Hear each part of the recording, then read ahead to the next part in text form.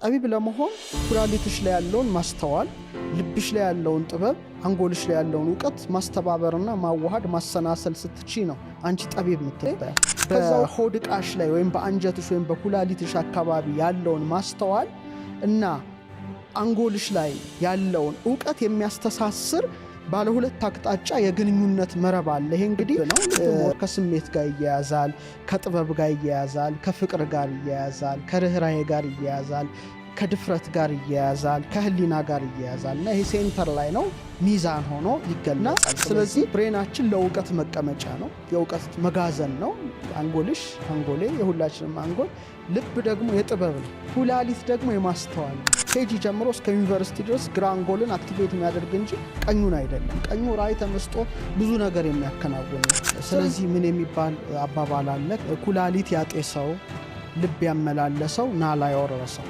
ትልቅ አባባል ነው። ልብ ሞር ከስሜት ጋር ይያያዛል፣ ከጥበብ ጋር ይያያዛል፣ ከፍቅር ጋር ይያያዛል፣ ከርህራሄ ጋር ይያያዛል፣ ከድፍረት ጋር ይያያዛል፣ ከህሊና ጋር ይያያዛል እና ይሄ ሴንተር ላይ ነው ሚዛን ሆኖ ይገለጻል።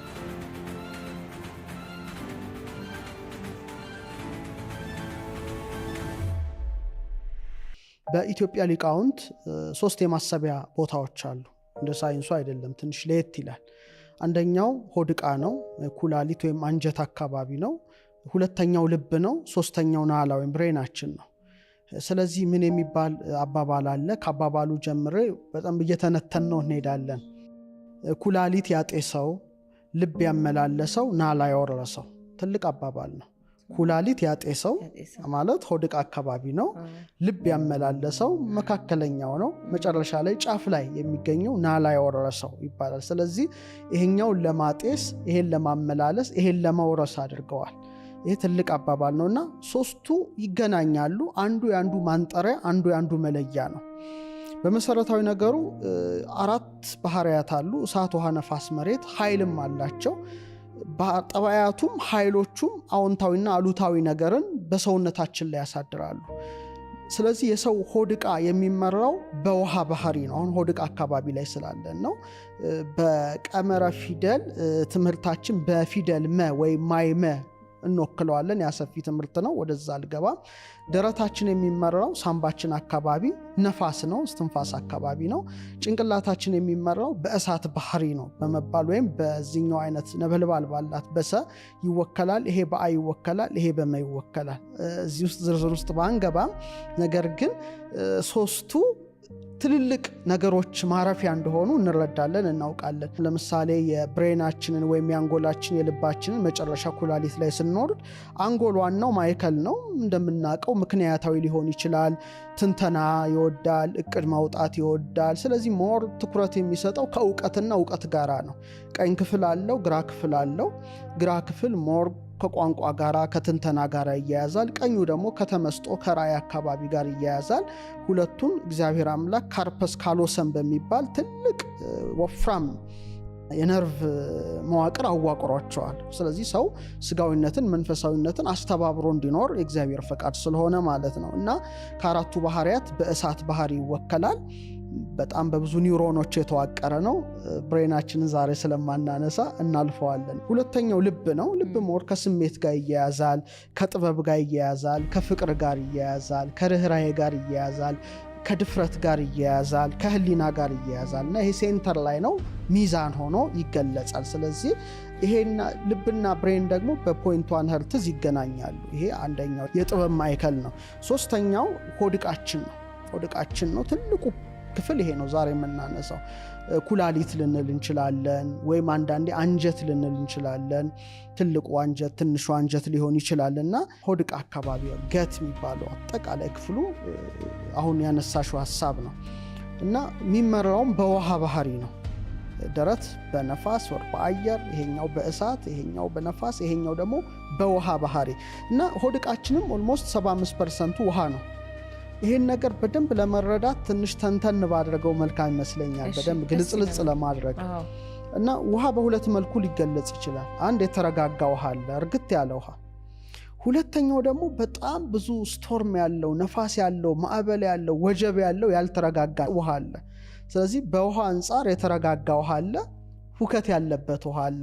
በተመሳሳይ መልኩ አንጀታችንና ኩላሊታችን አካባቢ ጸጥ የሚያደርግ የሚያሳርፍ በደስታ የሚመላ ስሜት አለ።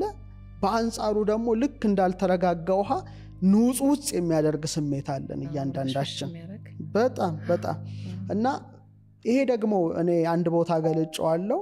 ከእኛው በእኛው ለእኛው የሚል አባባል አለኝ። ከእኛው የሚመነጭ በእኛው አካል የሚሰማ ለእኛው ነው መልእክቱ፣ ለሌላ አይደለም። የራሴ የሆድ ዕቃዬ የኩላሊቴ የአንጀቴ ስሜት ለኔው ነው፣ በእኔው ነው፣ ከእኔው ነው፣ ለሌላ አይመለከትም። ትልቅ የሆነ የማስጠንቀቂያ ደወል ሆኖ የሚሰማ ድምጽ ነው። ስለዚህ ቅድም እንዳልሽው አንጀቴ ተንሰፈሰፈ ያለሽ ሰፈሰፋል ማለት ነው። ሆዴን ባርባራ አለው መረባበሽ ሊሆን ይችላል። አንጀቴ ረታወከ ትላለች አንዲት እናት። ምን ሊመጣ ይሆን ወይም ሊመጣ ይሆን ይላል፣ ይታወክ ይችላል። ሆዷ ዘመድ ሳይወድ አፏ እህል ሳይለምድ ይባላል። እንግዲህ ሆዷ ወይም አንጀቷ ምግቧ እና የሆነ የመውደድ ነገር አለ። ከአንጀቴ ነው ይላል አንድ ሰው፣ ከአንጀቴ ነው። ከአንዳንዴ ከልቤ ነው ሊል ይችላል፣ እንደያመጣጡና አንጀቴ ተላወሰ ሊል ይችላል። እና ስሜቱ እዚህ አካባቢ ነው በጣም የሚሰማው። ምክንያቱም ውሃ ነው፣ ንጹህ ስታ ነው፣ ሬስትለስ ነው። አንዳንዴ ግን ከራስ ፀጉርሽ ጀምሮ እስከ ትከሻሽን ሊወርልሽ ይችላል ስሜቱ ወደ ላይ። ምክንያቱም ኩላሊት ከአንጎል ጋር ስለሚያያዝ ማለት ነው። ስለዚህ ይሄ ትልቅ የማስተዋል ሴንተር አድርጎ እግዚአብሔር ለእያንዳንዱ ሰው የሰጠው ትልቅ የማስተዋል ቦታ ነው ማለት ነው። ስለዚህ ስለ ትልቁ የሰውነት ክፍላችን ነው እያወራን ያለ ነው እንጂ ስለ ምግብ መፍጨት መድቀቅ አይደለም። ከፍ ወዳለው ደረጃ መውጣት አለብን። ዳዊት ይገርመኛል። በመዝሙር 25 በቅንፍ 26 ቁጥር 2 ላይ አቤቱ ፈትነኝ መርምረኝ ካለ በኋላ ኩላሊቴንና ልቤን ፈትን ይላል። እግዚአብሔር ልብና ኩላሊትን ይመረምራል ይላል አይደለ? ስለዚህ የሚመረመር ነው ማለት ነው። ዳዊት ልቤንም ኩላሊቴንም ፈትን አለ፣ ብሬኔን ብቻ አላለ። ስለዚህ ኩላሊት እንደውም በኢትዮጵያ ሊቃውንት እይታ በግራና በቀኝ በሁለት ወገን የሚገኝ ክብ እንክብል የባህሪ ሚዛን ሁለትነት ትክክልነት ያለው ይሉና ሌላ ሁለተኛ ግብሩ ግን የፍትወት መነሻ ነው። ራሱ ሴክሹዋሊቲን ያነሳሳል ይሄ ቦታ። እንግዲህ ከማስተዋል ደግሞ ይዘልና የጾታዊ ግንኙነት ፈቃድ ማነሳሳት ልክ እንደ ውሃ ነው ማለት ነው። ሚያቀብጥ ሚያናውጥ የስጋዊ ስሜትም መነሾ ሆኖ ይገለጻል ይሄ ቦታ። ስለዚህ አንድ ነገር ሆኖ ግን ብዙ ነገርን ማከናወን የሚችል ነው። ስለዚህ ማስተዋል ረቂቅ ምክር ውስጥ አለ። ትልቅ ጉዳይ ነው ያነሳሁት። ማስተዋል ረቂቅ ምክር ወይም ውሳጣዊ ነገርን ይይዛል፣ የውስጥ ነገርን ይይዛል እና ስለዚህ ብሬናችን ለእውቀት መቀመጫ ነው፣ የእውቀት መጋዘን ነው። አንጎሌ የሁላችንም አንጎል፣ ልብ ደግሞ የጥበብ ነው፣ ኩላሊት ደግሞ የማስተዋል ነው። ስለዚህ ማስተዋል ጥበብና እውቀት ማለት ነው። 3 ሴንተሮች አሉ ማለት ነው። ሴንተር ኦፍ ኢንተለጀንስ አለ። ስለዚህ አሁን ስንቱን ተጠቅመናል እያየነው እንሄዳለን። እና ድሮ ሳይንሱ አንጎል ብቻ ሲል ነበር የኖረው ረጅም ጊዜ አሰልቺ በሆነ መልኩ አንጎል ልብና ኩላሊትን ዘንግቶት ነበር። ለምሳሌ ባለ 3 ጎማ ተሽከርካሪ መኪና አለቻል ባጃጅ። በአንድ ጎማ ብትነዳ ምን ልትሆን ትችላለች ብለሽ አስቢ። ግልብጥብጧ ነው የሚወጣው አይደል? መነዳትም አትችልም፣ ብትጀምርም ትገለባበጣለች። ስለዚህ ሰው ኩላሊቱን ልቡንና ጭንቅላቱን ካልተጠቀመ እንደዛ አይነት ሰው ነው የሚሆነው።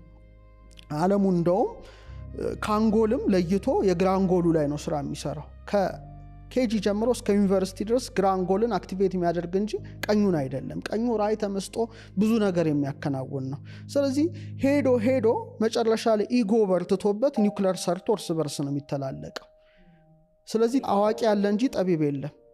ጠቢብ ለመሆን ኩላሊትሽ ላይ ያለውን ማስተዋል፣ ልብሽ ላይ ያለውን ጥበብ፣ አንጎልሽ ላይ ያለውን እውቀት ማስተባበርና ማዋሃድ ማሰናሰል ስትቺ ነው አንቺ ጠቢብ የምትባየው። ከዛ ውጭ አዋቂ ትሆኛለሽ እንጂ ጠቢብ ልትሆኛ አትቺ።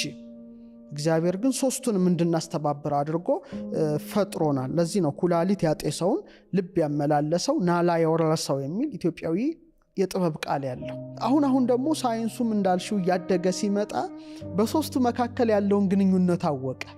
ለምሳሌ በሆድ ዕቃሽ ላይ ወይም በአንጀትሽ ወይም በኩላሊትሽ አካባቢ ያለውን ማስተዋል እና አንጎልሽ ላይ ያለውን ዕውቀት የሚያስተሳስር ባለ ሁለት አቅጣጫ የግንኙነት መረብ አለ። ይሄ እንግዲህ ገት ብሬን አክሲስ ይባላል። የሚያገናኛቸው ነገር አንጀትሽን ወይም ኩላሊትሽን ከብሬንሽ ጋር የሚያገናኝ ዘንግ አለ። ይሄ እንግዲህ እግዚአብሔር በተፈጥሮ ለሰው ልጅ የሰጠው ነው። ደስ ይላል። እንደ ሚዛን ማለት ነው።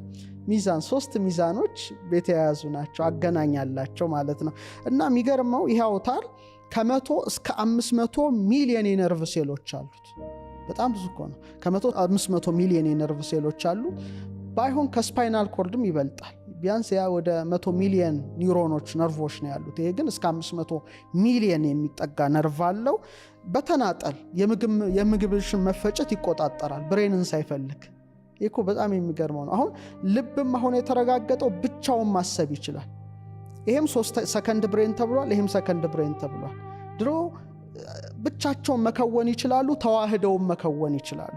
ስለዚህ በልዩነት ውስጥ አንድነት፣ በአንድነት ውስጥ ልዩነት አለ ማለት ነው። ስለዚህ ትንሽ ማብራራት ያስፈልጋል። አንጎል እንደውም ወደ እርሱ ከሚልከው ሲግናል ወይም ምልክት በላይ እርሱ ወደ አንጎል ሊልክ ይችላል። ይሄም መታወቅ አለበትና ከ30 በላይ የተለያዩ የነርቭ አስተላላፊዎችን ይሄ ቦታ ያመነጫል። ለምሳሌ ሴሮቶኒን ሊያመነጭ ይችላል ወደ 90%። ያ ደስተኛ እንድትሆኝ ያደርግሻል። አሁን ትንሽ ወደ ሳይንሱ እናስጠጋው በማለት ነው እንጂ የጥንቱን ነው ዛሬ ማቅረብ የምፈልገው። ደስተኛ የኒውሮን አስተላላፊ ሊያመነጭ ይችላል። 50% ደግሞ ዶፓሚን ሊያመነጭ ይችላል። ማን ጊዜ ተነሳሽነት ምናምን ሪዋርድ ምናምን ይሰማሻል። ኤግዛክትሊ። ደግሞ እንደገና ጋማ አሚኖ ቢውትሪክ አሲድ ሊያመነጭ ይችላል። ያ ደግሞ መረጋጋት፣ እርጋታ፣ እርግት የምትይበት አይነት ስክን። በጣም ጥሩ። እንደገና የሚያገናኝ የቬገስ ነርቭ አለ። የቬገስ ነርቭ በጣም ይገርማ። ከ10ኛው እንግዲህ የራስ ቅል ነርቭ ሲሆን ምንን ያገናኛል መሰለሽ? ኩላሊትን፣ ልብን፣ ብሬንን ያገናኛል። ይሄ እንግዲህ እግዚአብሔር የሰጠው ነው። ስለዚህ የልብ ምትሽን፣ አሁን አንዳንዴ ልብሽ ይመታል፣ አተነፋፈስሽን፣ የምግብ መፈጨትሽን፣ ስሜትሽን ሁሉ ሊቆጣጠር እንግዲህ የተሾመ ነው ማለት ነው። የተሾመ ነው። ስለዚህ አንጀታችን አካባቢ ወደ 100 ትሪሊየን በላይ ረቂቅ ተዋሲያን አሉ። ምግባችንን ያዋህዳሉ፣ በሽታ አምጪ ተዋሲያንን ይከላከላሉ፣ የነርቭ ስርዓቶቻችንን ያዋህዳሉ። ስለዚህ የዚህ ያለመመጣጠን ጭንቀት ሊመጣ ይችላል። አይምሮች ፍዝዝ ማለት ነገሮች ሊመጣ ይችላሉ። ጭጋግ ነገር ሊኖር ይችላል። እና ብቻ እግዚአብሔር ባወቀ ለሰው ልጅ ይሄንን ኃይል ሰጥቷል። ሰው ይሄ ለምሳሌ ለሙሴ ሲና ተራራ ላይ 3 ክፍል ያላት የብርሃን ድንኳን አሳይቶት በዛ ምሳል ስራ ብሎት ሰርቶታል። የመጀመሪያው ክፍል አደባባይ ይባላል። ሁለተኛው ክፍል ቅድስት ይባላል። ሶስተኛው ቅድስተ ቅዱሳን ይባላል። አደባባይ ላይ አብዛኛው ጊዜ የመስዋዕት ስርዓት የሚከናወንበት አካባቢ ነው፣ የሚታጠቡበት ቦታ ነው። 20ው ክፍል ግን ቅድስት ይባላል። ሁለተኛው ክፍል ነው። እዛ 7 ብራንች ያለው ወይም አይጹቅ ቅርንጫፎች ያሉት መብራት አለ፣ የዕጣን መሰዊያ አለ፣ 12 ህብስቶች አሉ። ሶስተኛውና ሊቀ ካህናቱ ብቻ በዓመት የሚገባበት ቅድስተ ቅዱሳን ታቦተ ጽዮን፣ የአሮን በትርና መሶበ ወርቅ አሉ እና ኪሩቤል ክንፋቸውን ዘርግቶ የስርየት መክደኛው። ያ በእኛ ትምህርት መቅደሱ ስለሆነ እግዚአብሔር ያ ስርዓት፣ ለምሳሌ የአደባባይ ስርዓት ወድቃችን ላይ አለ። የቅድስቱ ስርዓት ልባችን ውስጥ አለ። የቅድስተ ቅዱሳን ስርዓት በሙሉ አንጎላችን ላይ አለ። ያ ሰፊ ነገር ነው፣ ሰፊ ምስጢር ነው። እያንዳንዱ ደም ስር ይቆጠራል፣ ይተነተናል። እዛ ውስጥ አልገባም። ስለዚህ ይሄኛው የአደባባይ ስርዓት የሚከናወንበት ተብሎ ይታሰባል። ማስተዋል፣ ልብ ላይ ጥበብ፣ አንጎል ላይ እውቀት። ስለዚህ ኩላሊት ያጤስ፣ ልብ ያመላለሰው ናላ ያወረሰው ተብሎ ይገለጻል። ስለዚህ ይሄኛው በቋንቋ አያስብም፣ እንደ አንጎል አይደለም። የሆድ ዕቃሽ በቋንቋ አያስብም፣ በቀላሉ ደግሞ አይፋታሽም።